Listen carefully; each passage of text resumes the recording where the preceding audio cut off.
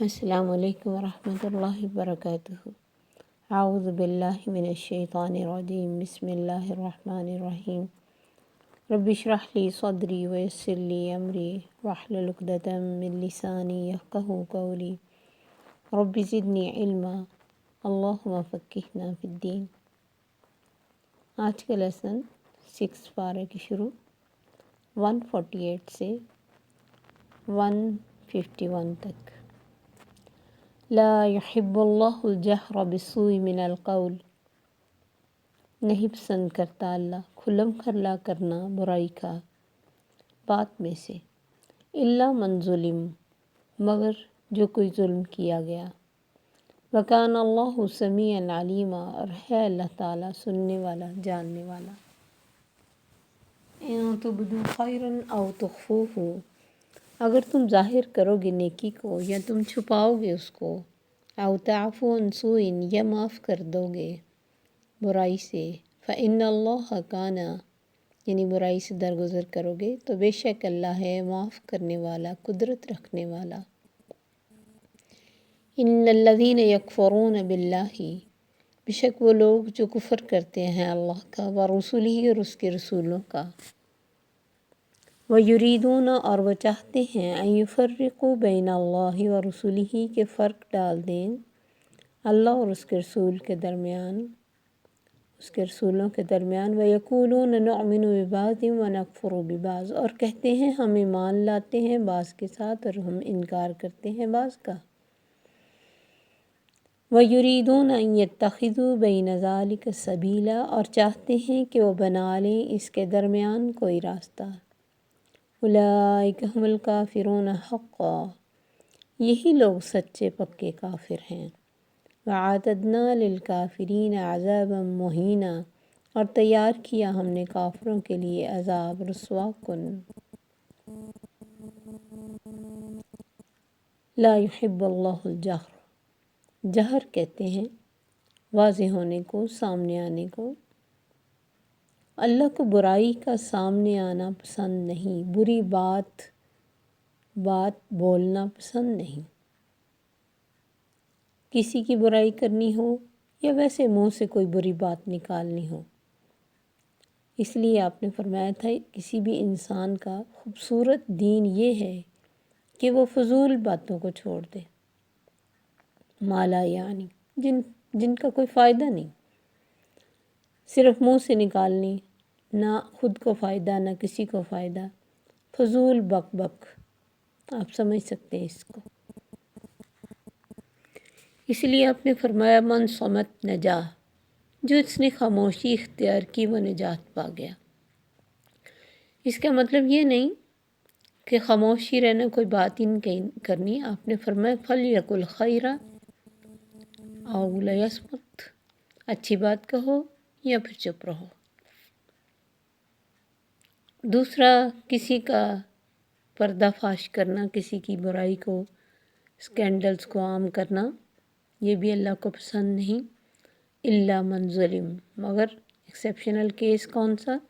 جس پہ ظلم کیا گیا، وہ تو ظاہر ہے اپنے ظلم کی داستان سنائے گا، عدالت میں سنائے گا، یا پھر کسی ایسے انسان کو اگر وہ سنائے جو اس کا کوئی حل کر سکے تو وہ کوئی گناہ نہیں ہے۔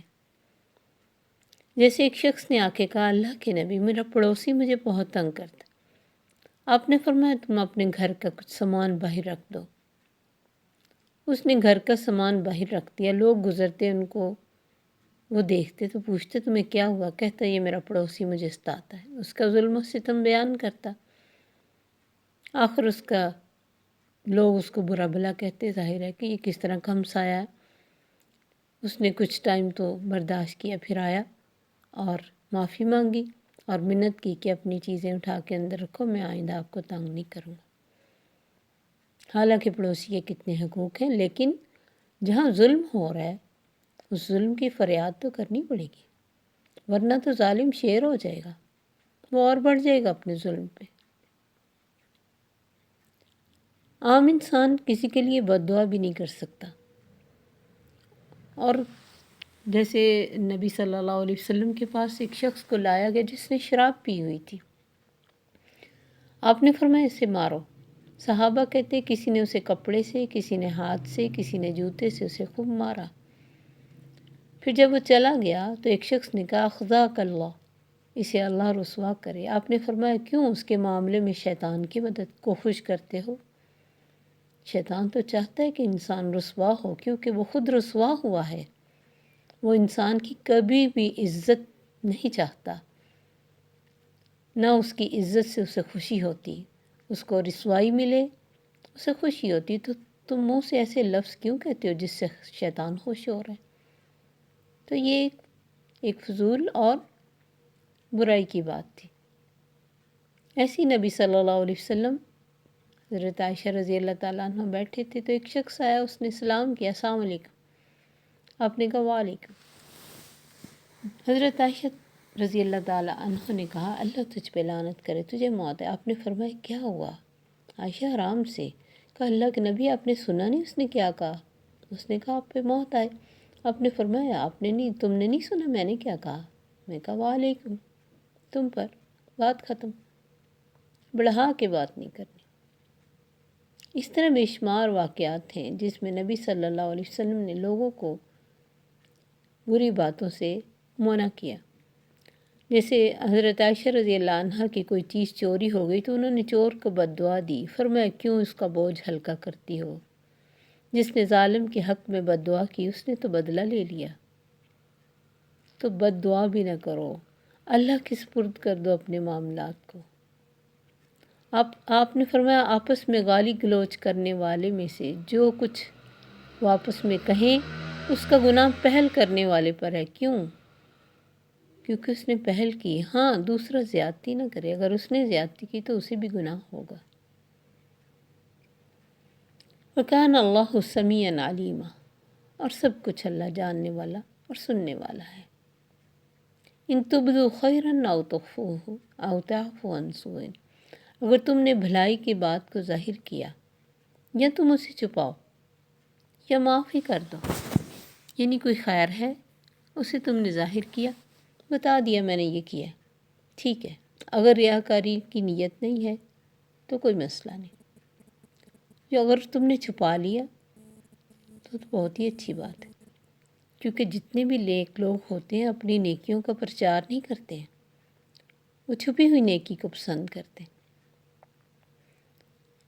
او تعفو عن سوء، یا معاف کر دو کسی برائی کو، کسی بھی برائی سے درگزر کرنا، معاف کرنے سے خود کو سکون ہوتا ہے۔ خوش رہنے کا یہ راز ہے کہ آپ معاف کر دیں۔ بظاہر ہم دوسرے پہ احسان کر رہے ہیں مگر فائدہ ہمارا اپنا ہوتا ہے۔ آپ نے فرمایا جنت کے اطراف میں گھر کی ضمانت دیتا ہوں اسے جس نے حق پہ ہوتے ہوئے جھگڑا چھوڑ دیا۔ آپ نے فرمایا قیامت کے دن منادی ہوگی، جس کا اللہ پر حق ہے وہ کھڑا ہو جائے تو معاف کرنے والے کھڑے ہوں گے۔ پھر آپ نے فرمایا جو چاہے اس کے محلات جنت میں اونچے ہوں، اونچے درجے پر ہوں، تو اس کو دے۔ جس نے کچھ نہ دیا، جس نے ظلم کیا، حق نہیں دیا، اسے معاف کر دے۔ یعنی محروم کرنے والے کو یا کچھ نہ دینے والے کو کچھ دو، اور جس نے ظلم کیا ہے آپ کا حق بھی نہیں دیا اسے معاف کر دو، تو جنت میں محل ملیں گے۔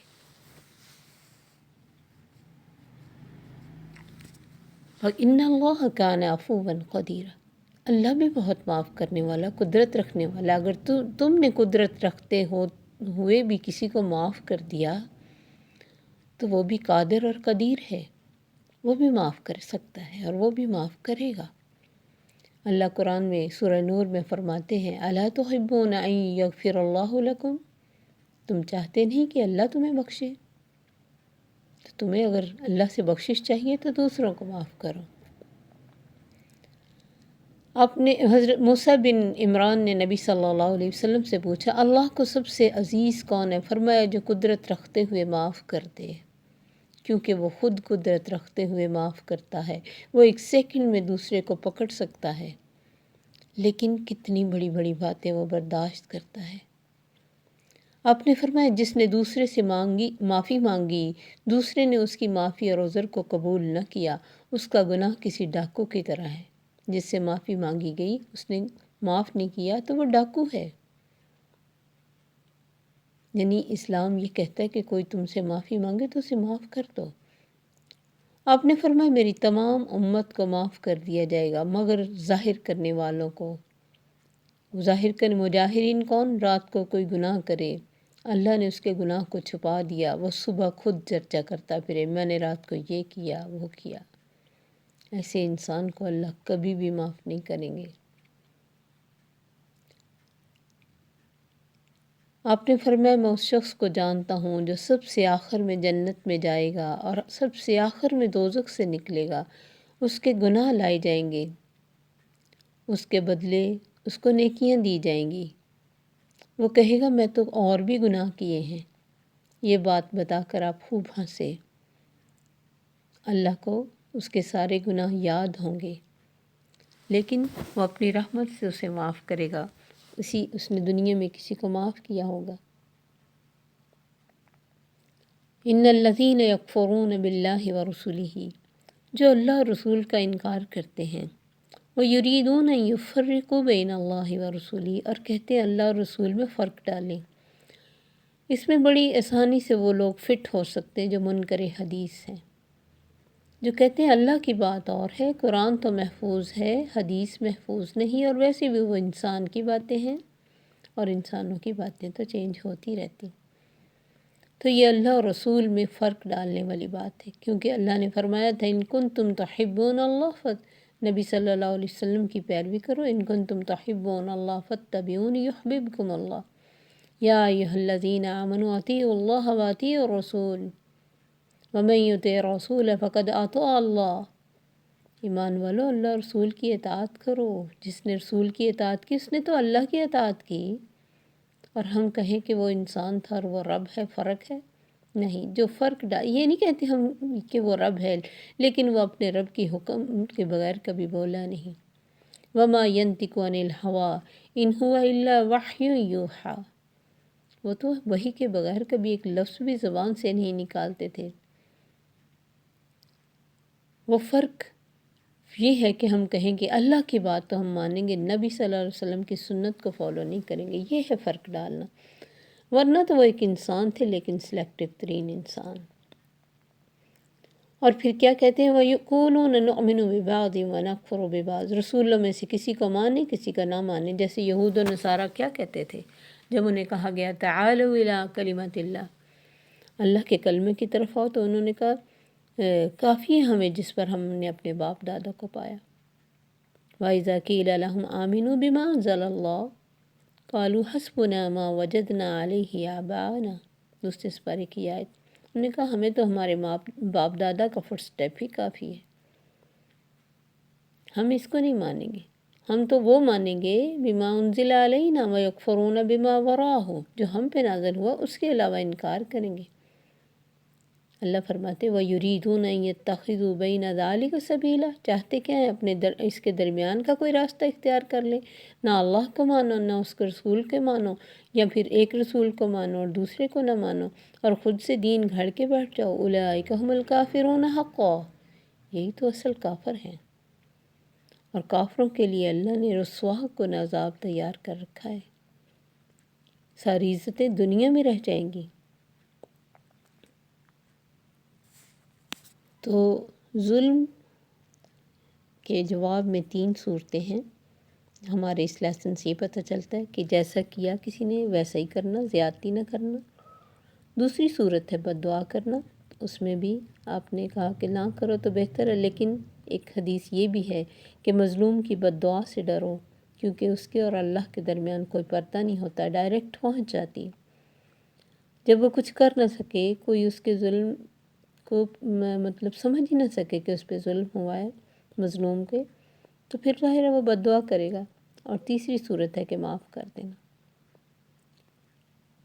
چھپ کر اس کے لیے دعا کی جا سکتی ہے جو ظالم ہے کہ اللہ اس کو ہدایت دے، اور بالکل معاف کر دینا، بالکل بدلہ نہ لینا، یہ بھی پسندیدہ ترین عادت ہے۔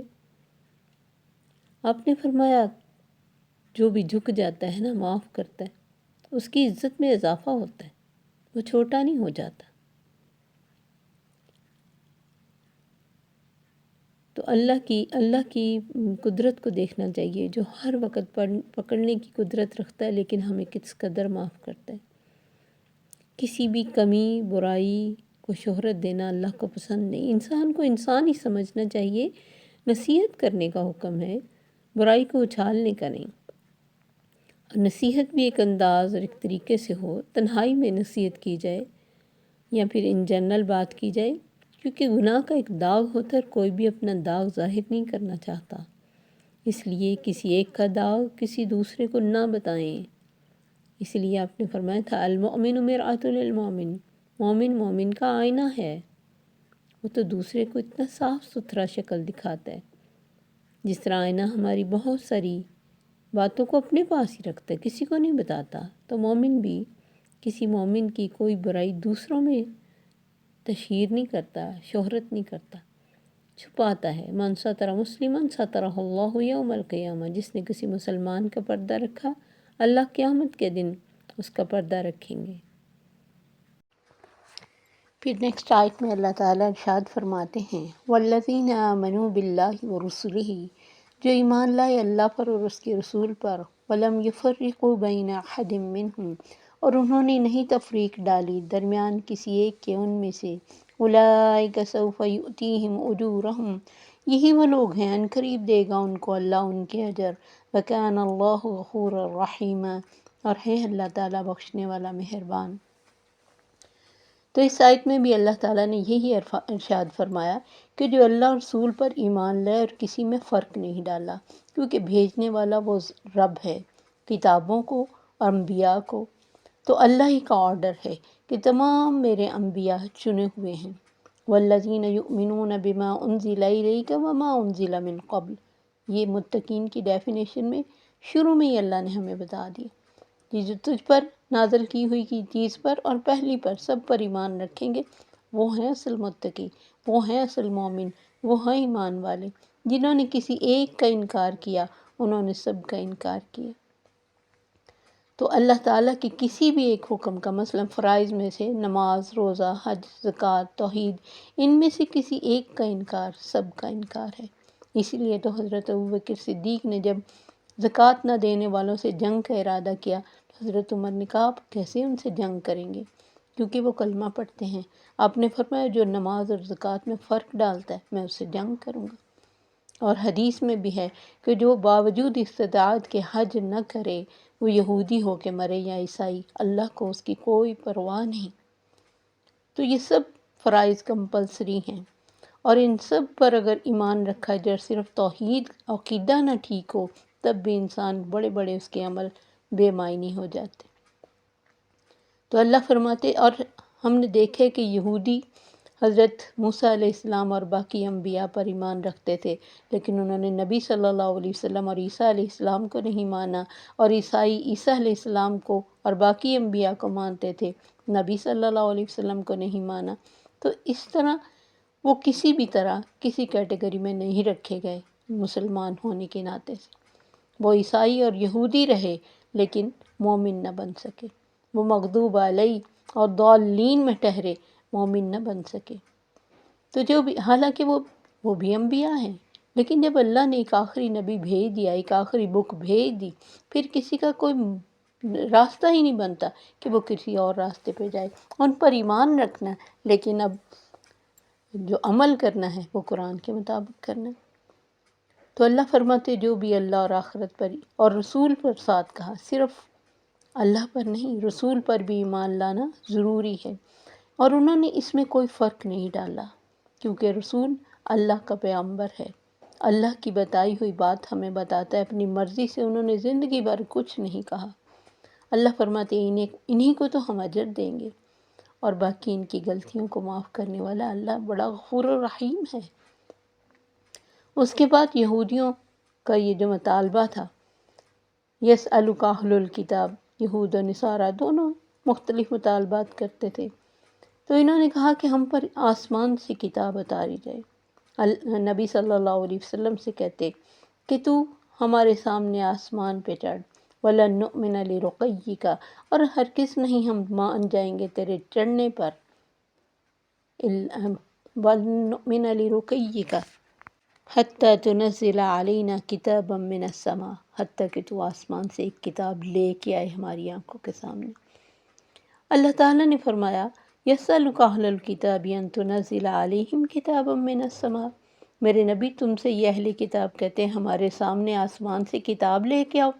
فقد سألوا موسیٰ اکبر من ذلک، یہ کوئی بڑی بات نہیں، اس سے بڑا سوال یہ موسیٰ علیہ السلام سے کر چکے ہیں۔ فقالوا ارنا اللہ جہرۃ، انہوں نے کہا اللہ کو ہمارے سامنے لے کے آؤ۔ ان کے اس مطالبے پہ کیا ہوا تھا؟ فَأَخَذَتْهُمُ الصَّاعِقَةُ بِظُلْمِهِمْ، تو بجلی نے ان کو آ کے ان کے اس ظلم کی وجہ سے پکڑ لیا، سب کو مار ڈالا۔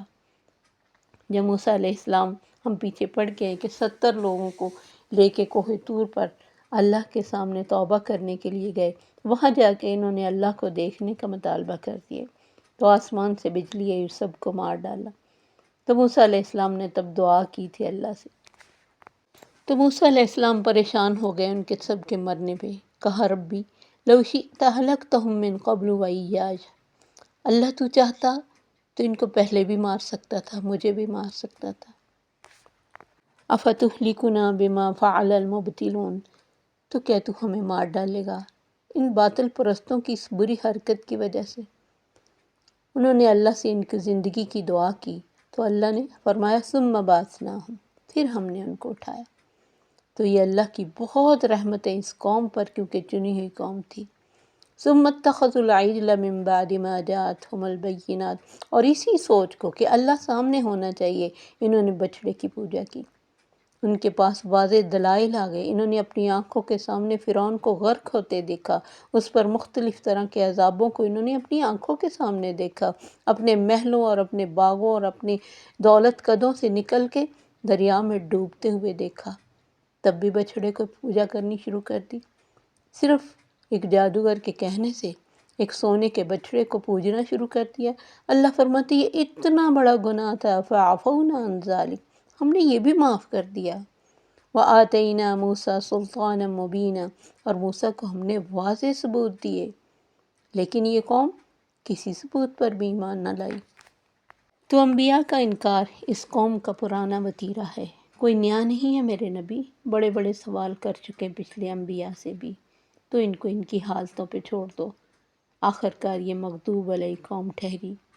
تو اللہ کے کسی بھی حکم کا انکار سب کا انکار ہے، اللہ کے کسی ایک نبی کو ریجیکٹ کرنا سب انبیاء کا انکار ہے، کیونکہ مالک ایک ہے، بھیجنے والا ایک ہے، خالق ایک ہے، رازق ایک ہے، کائنات ساری اس کی ہے، حکم اس کا چلتا ہے، کس میں مجال ہے کہ وہ کسی کو مانے اور کسی کو نہ مانے؟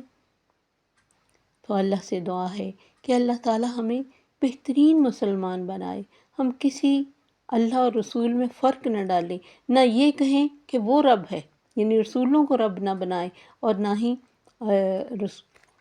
اللہ کو مانے اور نبی صلی اللہ علیہ وسلم کو یا کسی بھی نبی کو نہ مانے۔ نیکسٹ آیت میں اللہ تعالیٰ فرماتے ہیں وَرَفَعْنَا فَوْقَهُمُ الطُّورَ بِمِيثَاقِهِمْ، پھر ہم نے ان پہ طور پہاڑ کو اٹھا دیا، ان سے پکا وعدہ لیا۔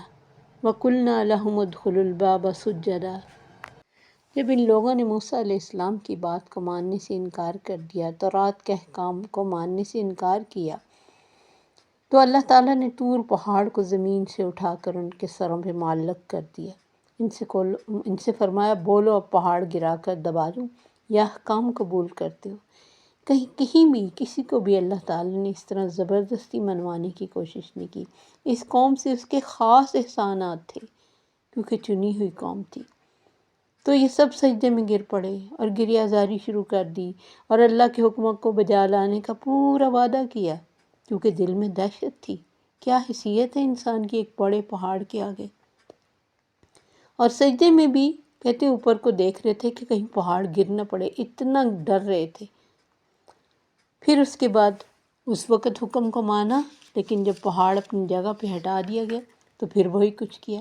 وَقُلْنَا لَهُمُ ادْخُلُوا الْبَابَ سُجَّدًا وَقُلْنَا لَهُمْ لَا تَعْدُوا فِي السَّبْتِ، پھر ان سے کہا تھا ایک دروازے میں ایک بستی میں جانے کے لیے موسیٰ علیہ السلام نے ان سے فرمایا کہ سجدہ کرتے ہوئے جاؤ اور کہو حطۃ، یعنی لفظ کو انہوں نے پھر بدلا، حنطۃ کہہ دیا، حالانکہ اس کا مطلب تھا ہماری خطائیں بخش دے، اور ان کے لفظ کا مطلب تھا کہ ہم گندم لینے آئے۔ تو ان کی کم ظرفی اور ان کی جو بری عادتیں تھیں انہی کا یہاں ذکر ہو رہا ہے۔ اللہ تعالیٰ نے پہلے اس بارے میں بھی ان ساری باتوں کا ذکر کیا، اب دوبارہ فرمایا۔